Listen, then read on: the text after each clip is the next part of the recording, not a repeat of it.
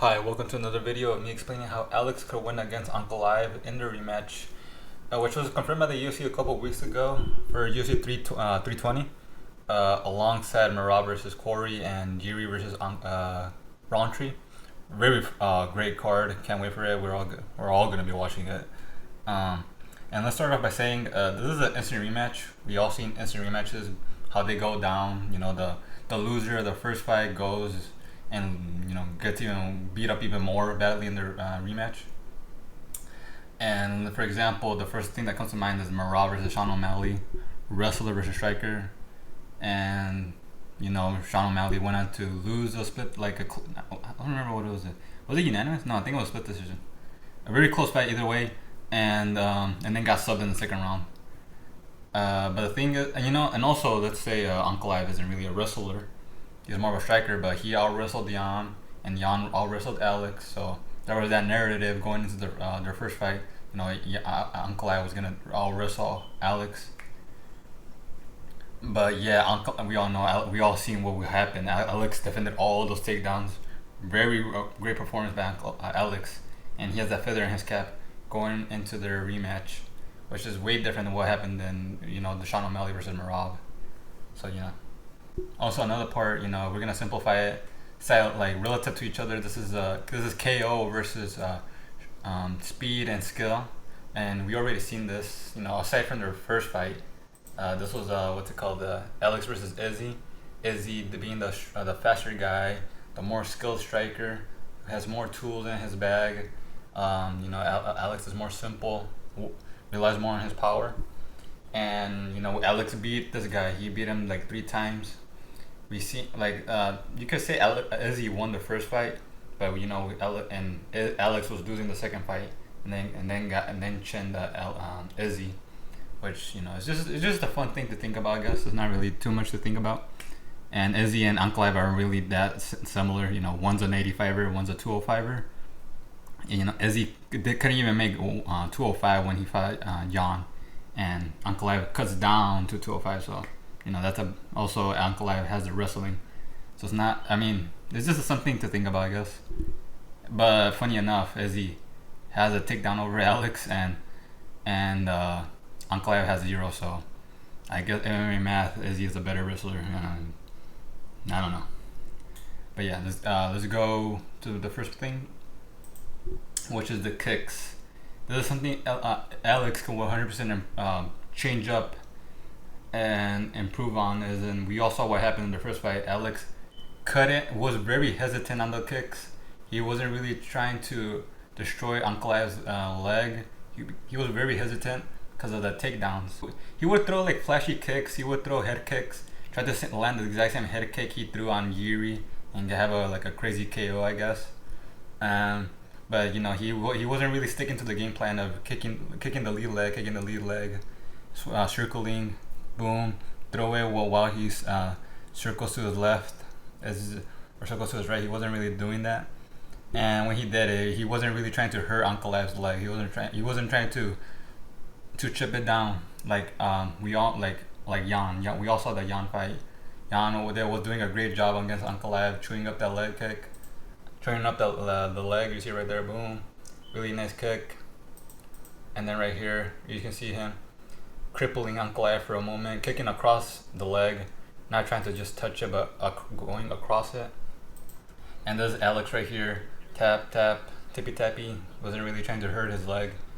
And that's because of the takedowns, like I said. So Alex in the rematch can 100% change it up, start kicking with more intent to hurt the leg, try to chip it down, throw him more consecutively. Obviously, we all know he throws them at a weird angles. But anyways, that's something he could change up for the rematch. And let's keep on going. All right, for the takedowns, that's something Alex could 100% start adjusting towards Ankalaev's takedowns, because he now understands his game. He now understands his weight. He now understands his timing, his entries on Ankalaev's takedowns. Instead of just defending it, he can transition to a Muay Thai clinch and start doing damage using those making Ankalaev hesitant at going for takedowns, because if you go for a takedown and then you go to a Muay Thai clinch and then get kneed in the chest, you're gonna want to start going for the takedowns less and less throughout the fight. And you can see right here, Alex is very hesitant, just trying not to get taken down, worrying about staying up. And there's this trip right here. The issue with this trip, even though it was a really great trip, this is the issue. He takes him down to the ground at the very end of the round, meaning he had the confidence to drop him, which is really good. He shows that he has the judo. But the issue is that he takes him to the ground, meaning as in Alex isn't really, he's not gonna go on the ground with Ankalaev. Why would you take him down? What he should do is transition to a Muay Thai clinch rather than just trip him. And a great way is DJ was training with Raw Tank a couple months ago, and he shows this really great transition to a Muay Thai clinch, as in he squares his hips, boom, underhook across Raw Tank's face, drags his head up to his chest, and that's when you can start kneeing to the chest, to the head, or as you can see right here, he frames off for 1-2, which is something Alex could 100% do against Ankalaev. Now the last part of this whole takedown, land the flying knee on Ankalaev. Ankalaev has been hit by a couple flying knees. I'll show you in a bit. Right here, this fight against Santos lands a nice clean flying knee. The issue is it didn't really hurt Ankalaev. Ankalaev, survived obviously, as we all know he beat him.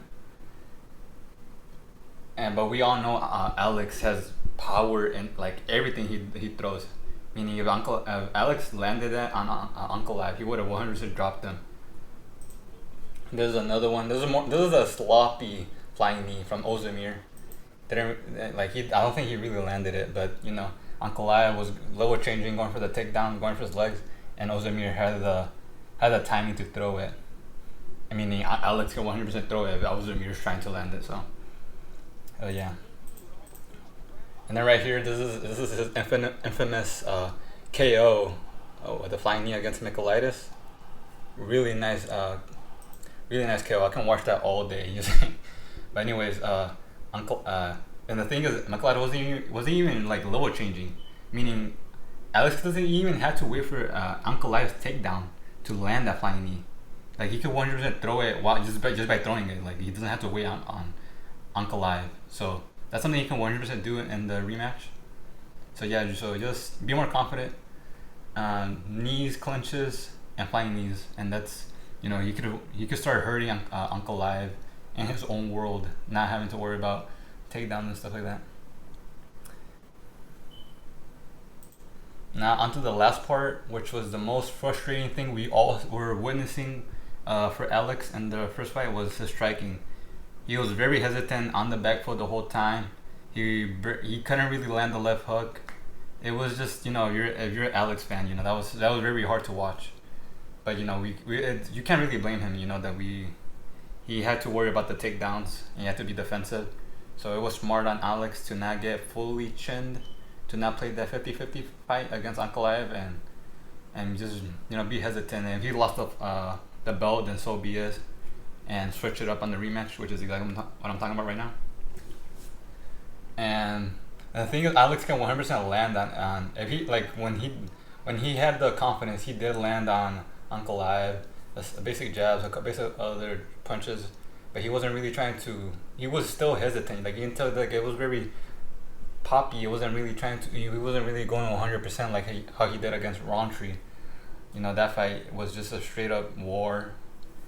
But the thing is, Ankalaev, we all knew he was gonna go for a takedown, unlike Roundtree. So another issue is because he respected Ankalaev too much, he would back up a lot. So you can see right here, back up, back up, back up. He wasn't really trying to time Ankalaev. He wasn't trying to throw a cross or anything. He could, like I said, he can land a jab. He can land a cross.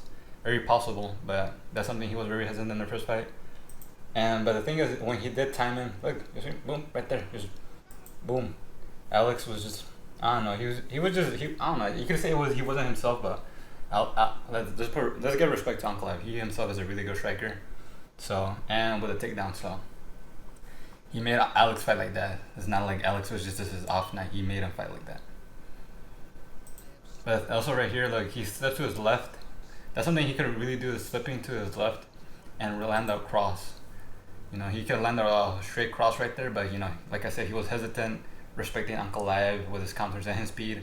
But he could realistically be landing way more in their first fight if if he didn't respect his takedowns and striking.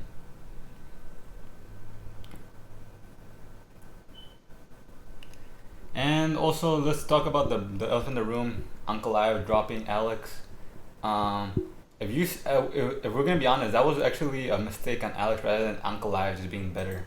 Like right here, he switched stance in boxing range and gets chinned. Boom. Gets chinned. That was such a big mistake on Alex. Fair enough, Ankalaev, you know, took advantage of the moment, but it was very dumb, and that's something he should not do in the rematch. Now the last part of the striking is implementing feints and switch stances, and that's something he could 100% work on training with Izzy. But the issue is he's not training with Izzy. If he was training with Izzy, he would have already trained with Izzy. And he's working on a movie as a bad villain. So yeah, that's awesome to know. If you want Alex to win. Anyways, if you train with Izzy, you can start implementing a couple feints, switch stances. Something like Santos, what he did right there, he feinted the boom. Oh, he stepped back. It wasn't really a feint. It was like a feint step back into the left hook. These videos are inverted, by the way, if you couldn't tell. But that was the left hook. And we all know that's Alex's signature death touch, which is the left hook. So if he feints, does the exact same thing Santos did, he can land the left hook and drop Ankalaev. And right here, there's Ozdemir. He switched stance and lands the left hook. Boom. Very nice switch stance. And like I said, that's an inverted video. He lands the left hook, and Alex was just practicing, you know, drilling those switch stances. He can land the left hook, unlike the first fight where he barely landed it. And he's just throwing them just to throw them. He can, you know, hide those left hands behind those switch stances, making Ankalaev think and landing. And you know, right here, this is the, you know, very infamous punch that dropped Ankalaev, which is Santos' left hook. Another, like, those are 3 left hooks in a row I'm showing you that Alex can land. If he just did a bit more studying and wanted to, you know, actually want to win this fight, which, you know, at the end of the day, we don't even know. You don't know if he's actually working extremely hard behind the scenes, and you know that movie isn't really taking too much of his time. But yeah, those are just to finish off this video. Those are all he thinks he needs to work on. You know, be more confident in his striking. We know he knows he can defend those takedowns, land knees, Muay Thai clinches, start landing between those, start circling more to his left and timing Ankalaev, and that's about it. You know, and those feinting and switch stances. So that's it. That's exactly how Alex can win against Ankalaev on the feet. You know, and not worry about the grappling and such. Make Ankalaev hesitant on grappling with those Muay Thai clinches, and that's it. That's exactly how Alex could win. But who knows? You know, it's whatever if he loses again. Try not to get too obsessed with fighters. Like, you know, that's the issue with watching MMA. But anyways, tomorrow is DDP versus Hamzat. We're all gonna be watching that. It's gonna be super exciting. Hope you guys have a good day, and try not to die, and watch those fights in the future. See you guys tomorrow. Bye.